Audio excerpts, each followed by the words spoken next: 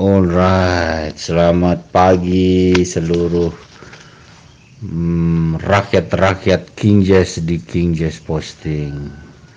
Saya senang diperingatkan oleh Engkos yang punya nama Asu Kabeh di Facebook yang menampar wajah saya karena selama ini sudah pasif ya, karena mungkin tadi dituduh sama Engkos sibuk dengan yayangnya. Ya sekarang sudah enggak. Pertanyaannya bagus ya tentang hubungan Yahudi dengan Silantia. Ini saya agak terganggu, ini tetangga sebelah ketok-ketok dinding ini, mengganggu rekaman saya ini. Oke. Yahudi itu fenomena saya terganggu sekali ini ya. Pukul-pukul tembok ini. Kamu dengarnya semuanya di sini ya. Atau saya pause dulu ya, tutup dulu deh.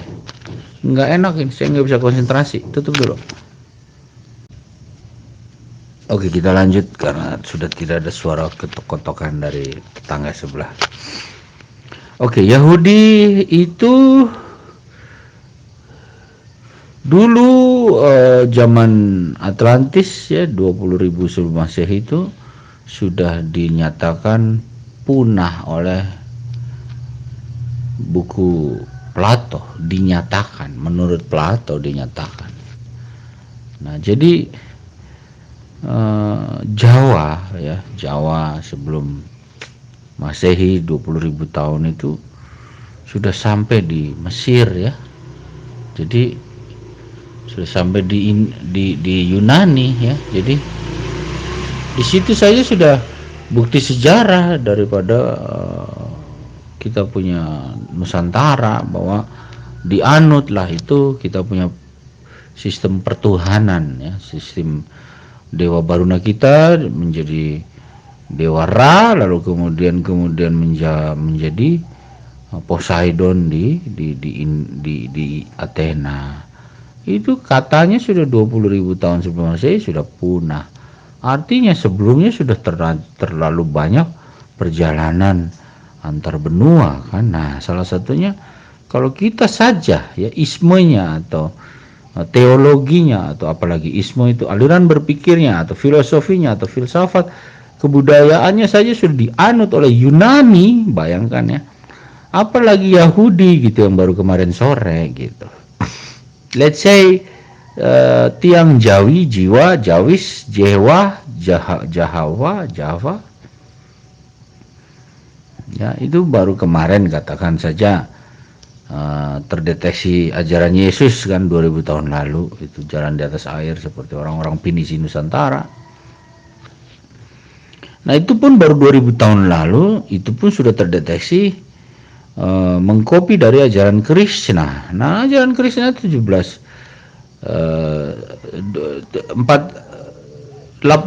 tahun sebelum Masehi Krishna. Coba bayangkan, berarti kan kita sudah lebih tua lagi dari ajaran Krishna itu yang di India. Karena apa persamaan kongruensi antara Yesus dengan Krishna, makanya Kristus kan sama. Artinya gini, bahwa apa yang sudah pernah terjadi di Jawa itu sudah di copy paste bahkan lebih tua dari 20.000 sebelum Masehi. Itu gejala cara berpikir sistematik, karena sudah ada bukti empiris tersebut. Nah, oleh sebab itu, satu lagi bukti empiris yang saya juga terengah-engah ada di Museum Gajah dan ada di Museum Belanda, yaitu ada candi-candi di Jawa Timur, Jawa Tengah yang selalu ada kura-kuranya dan ada tulisan, ada bintang Raja Daud yang sekarang bintang itu ada digunakan oleh negara Israel. Nah, saya baru kaget ketika nonton sebuah acara Geographic Channel History Channel yang diulang lagi di Geographic Channel. Nampaknya production house-nya menayangkan di dua televisi penting ini, yaitu History Channel dan Geographic Channel, tentang benua Amerika dilihat dari atas Nah, terus ada kesaksian dari para Indian yang mengatakan bahwa benua Amerika adalah benua turtle, benua kura-kura.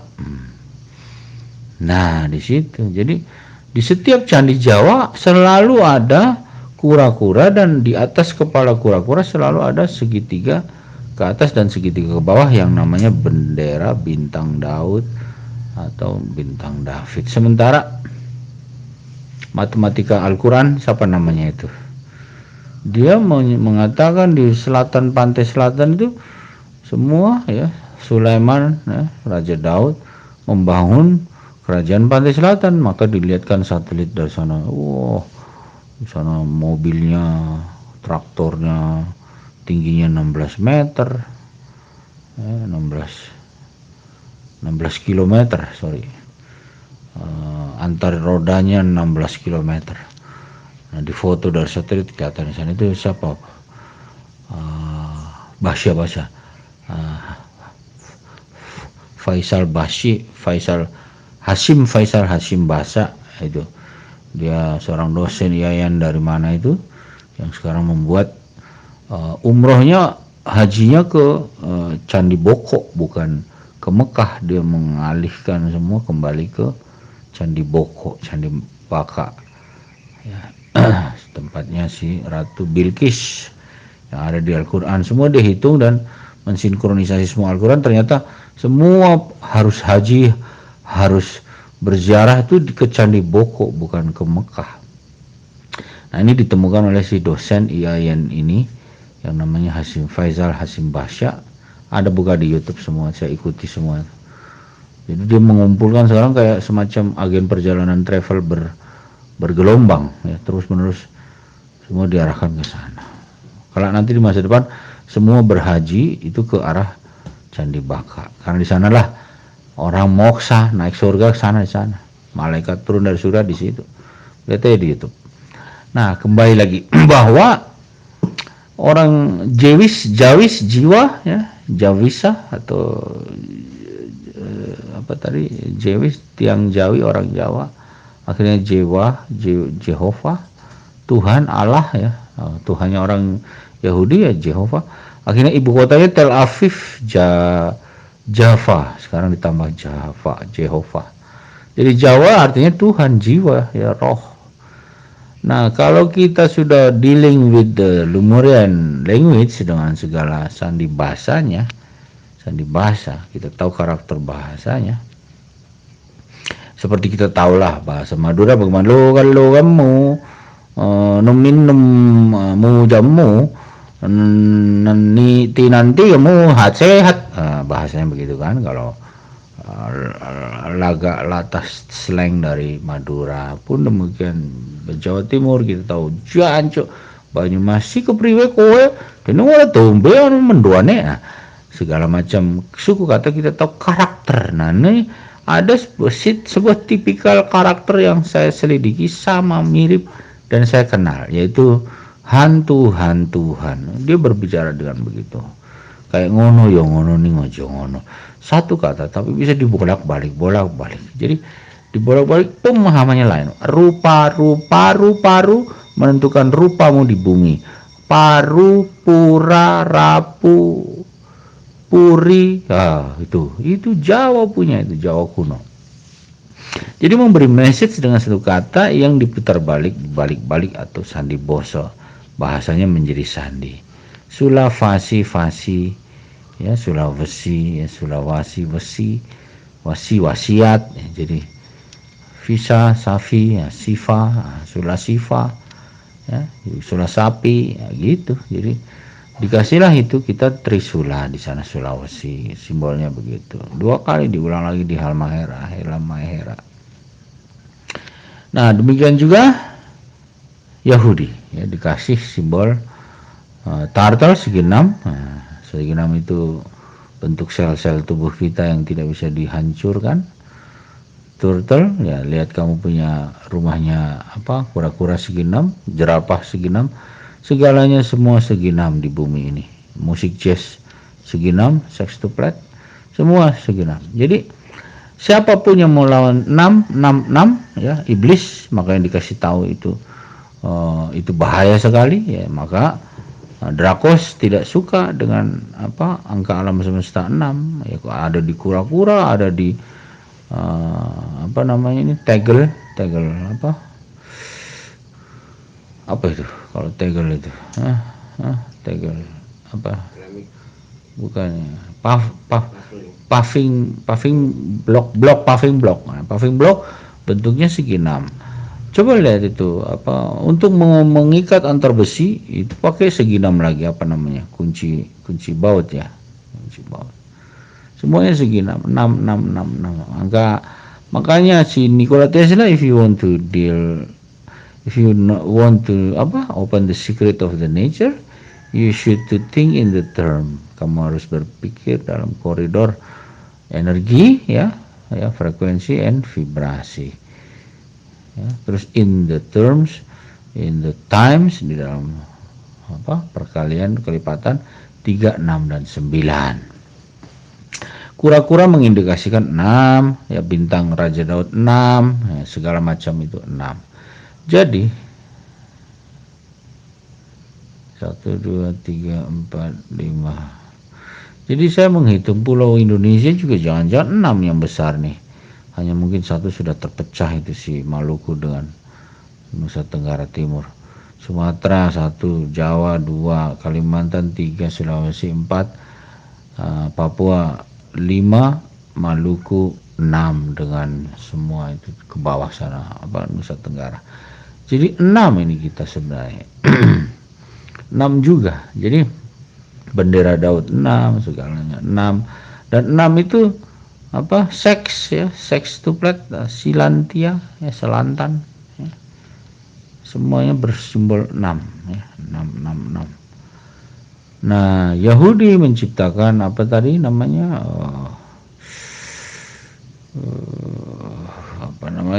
Freemason dan Illuminati ya, juga simbolnya kamu lihat segi 6 ya, sebutannya pentagram kah, segala macam itu yang katanya Stargate ya, memang itu Stargate yang dibikin film jadi kayak gitu, padahal tidak, nyatanya ini adalah simbol segi 6. Yesus ketika disuruh menilai atau memberi kebijaksanaan, Tuhan, ini ada pelacur namanya Maria Magdalena, satu kampung disuruh merajam, melempar si Maria Magdalena yang berbuat dosa, katanya pelacur. Tapi Yesus gambar bintang segi 6 di tanah. Nah, diam dia ludah ke bintang itu. Semua tunggu keputusan agung dari si Yesus. Semua sudah angkat batu mau lempar perempuan pelacur di kampung ini. Tapi apa? Jawaban Yesus, silahkan lempar wanita ini bagi mereka yang merasa tidak punya dosa. Semua bubar. Segi 6 itu ternyata semacam Stargate untuk kamu aum juga ya, kamu ketularan dari dimensi sana ke sini. Ada sebuah kebijaksanaan agung yang dilontarkan ke kamu. So, jadi kalau yang unggul di bumi ini adalah orang-orang Israel, yaitu Yahudi, karena mereka memiliki Stargate bintang 6 itu tadi. Jadi merupakan pintu gerbang yang merupakan keluar masuknya traffic kebijaksanaan agung untuk kamu peroleh. Kamu bisa lakukan dengan aum 9 kali tadi, sama aja. Nah, oleh sebab itu saya hubungkan ke Yesus yang menulis bintang Daud di tanah juga. Nah, kembali ke Yahudi dan juga kembali ke Jawa, sudah dapat linkingnya. Terus nanti kamu ke Silantia. Nah, Silantan bintang 3, bintang Sirius ya.